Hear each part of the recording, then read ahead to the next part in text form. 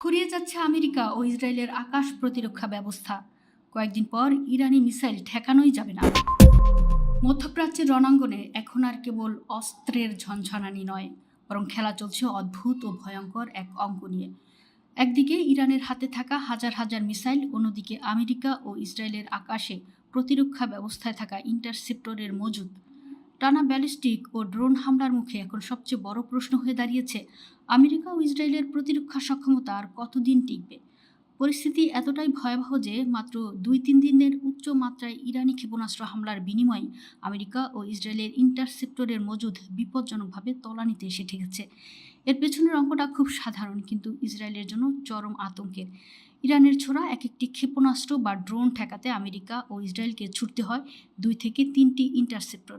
ফলে ইরানের প্রতিটি হামলার ঢেউ ইসরায়েলি প্রতিরক্ষা মজুদকে খুব দ্রুত শূন্যের দিকে ঠেলে দিচ্ছে। আমেরিকা ও ইসরায়েলের আকাশ প্রতিরক্ষার মূল ভরসা হল থার্ড এবং প্যাট্রিয়ট সিস্টেম। পরিসংখ্যানে দেখা যায়, গত 2025 সালের জুনে 12 দিনের এক যুদ্ধে আমেরিকা প্রায় 150টি থার্ড ইন্টারসেপ্টর নিক্ষেপ করেছিল, যার প্রতিটির মূল্য ছিল প্রায় $15 মিলিয়ন। বর্তমান সময়েও ইরানের মিসাইল ঠেকাতে এই বহুমূল্যের ইন্টারসেপ্টরগুলোই ব্যবহার করা হচ্ছে। প্রতিদিন শত শত মিলিয়ন ডলার বাতাসে উঠছে, অথচ একটি ইন্টারসেপ্টর উৎপাদন করতে যেখানে মাসের পর মাস সময় লাগে, সেখানে সেগুলো ফুরিয়ে যাচ্ছে মাত্র কয়েক মিনিটে। বিশ্লেষকদের মতে উচ্চ মাত্রার এই হামলা অব্যাহত থাকলে কয়েকদিনের মধ্যেই ইসরায়েলের অপারেশনাল স্টক উল্লেখযোগ্যভাবে কমে যাবে। উৎপাদন বাড়িয়ে এই ঘাটতি মেটানো তাৎক্ষণিকভাবে একেবারেই অসম্ভব। পশ্চিমা সামরিক মূল্যায়নে বলা হয়েছে, ইরানের কাছে কয়েক হাজার ব্যালিস্টিক ও ক্রুজ মিসাইল এবং বিপুল পরিমাণ উন্নত প্রযুক্তির ড্রোন রয়েছে। ইরানের মূল কৌশল হলো মিশ্র হামলা বা একযোগে ড্রোন, ক্রুজ এবং ব্যালিস্টিক মিসাইল ছোড়া। এই কৌশলের উদ্দেশ্য হলো ইসরায়েলের বহুস্তরীয় প্রতিরক্ষাকে একসাথে ব্যস্ত রাখা।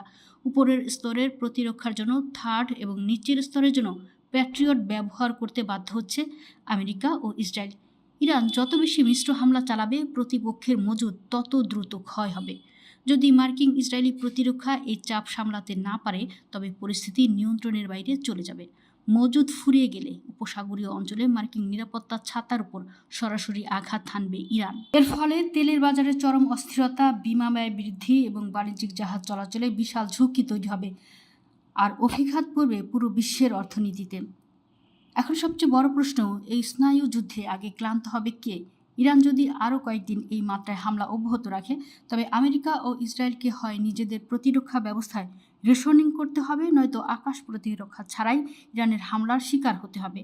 কারণ রাতারাতি নতুন ইন্টারসেপ্টর সরবরাহ করা আমেরিকার পক্ষেও আর সম্ভব নয়।